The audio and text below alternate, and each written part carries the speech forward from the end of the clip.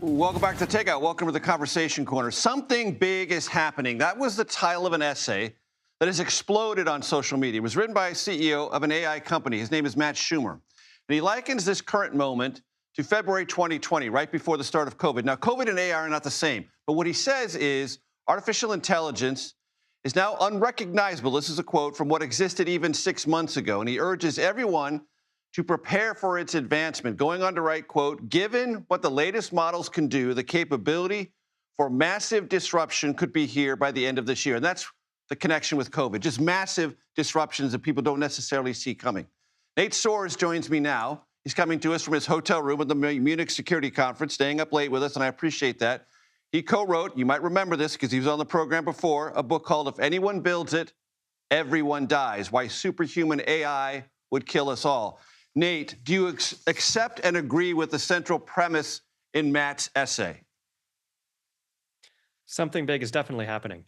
You know, it's not entirely clear that it'll all come to a head inside of 6 months, but it's not entirely clear it won't. We don't really know how fast this technology is going to move, and it's been moving fast recently.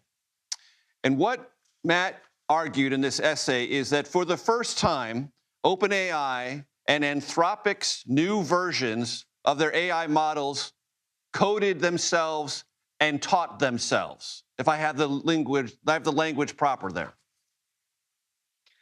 Yeah, they helped in the creation of the next generation. And, you know, right now they only helped a little.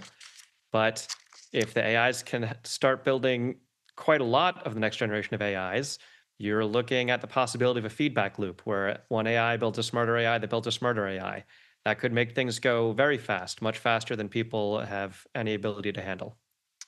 And this essay goes on to say that if you work in law, finance, medicine, accounting, consulting, writing, design, customer service, your job is more threatened than you currently realize. I think that's true. I think there's a lot of jobs that are going to be disrupted probably fairly soon. I also think, you know, if we do get these AIs building smarter AIs, we're looking at something much bigger than just a lot of people losing jobs. Please continue, because I know that's the thrust of your book. Yeah, I mean, the title doesn't bury the lead, but I think, you know, one thing people don't understand about AI is that it has grown more like an organism rather than being crafted like traditional software. So even the people creating it don't understand what's going on inside there. And they're quick to admit this, although this is often poorly understood outside the field. And growing an AI to be super intelligent when you have no idea what's going on inside there, this is a recipe for disaster. It's not that it's impossible to somehow, you know, make machines that are both very smart and very good. It's that if you're just growing a super intelligence nobody understands, that straightforwardly leads to disaster. So I wanted to get your evaluation of this, Nate. You know this. A top safety researcher at Anthropic recently resigned, saying he was leaving that job to go write poetry. In leaving, he wrote this, and please bring this up, control room. The world is in peril, and not just from AI or bioweapons, but from a whole series of interconnected crises unfolding in this very moment. We appear to be approaching a threshold where our wisdom must grow in equal measure to our capacity to affect the world, lest we face the consequences. How would you evaluate that? You know, there's a joke in Silicon Valley that when people leave a normal company, they say, "Oh, you know, I've had fun here. I'm now moving on to the next adventure."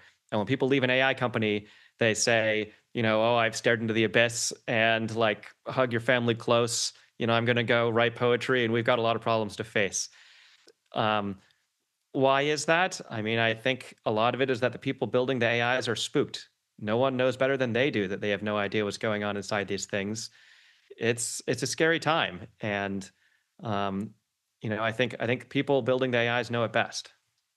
And you are correct, Nate, when you said the title of your book does not bury the lead. But we talked about this, and I want you to underscore it in this conversation. We are not, individually or as a society, powerless. We can do things to erect guardrails. Walk my audience through your analysis of that potentiality. That's absolutely right. A first big thing to notice is that putting a stop to the race to superintelligence, it wouldn't require stopping the self-driving cars. It wouldn't require giving up the medical tech. It wouldn't require shutting down ChatGPT. It just requires stopping the race to superintelligence that nobody understands. And these AIs are trained using a huge amount of highly specialized computer chips that can only be built using technology. It's very hard to make. There's very few of these lithography machines anywhere in the world. This would, in some sense, be much easier to control than nuclear proliferation. You know, uranium is a rock you dig out of the ground. AI chips take the entire supply chain to make. And the other big thing to notice about why we have a real shot here is most of the world leaders have not understood how dangerous this is. People in Silicon Valley are spooked. The people leaving these jobs have stared into the void. They're spooked.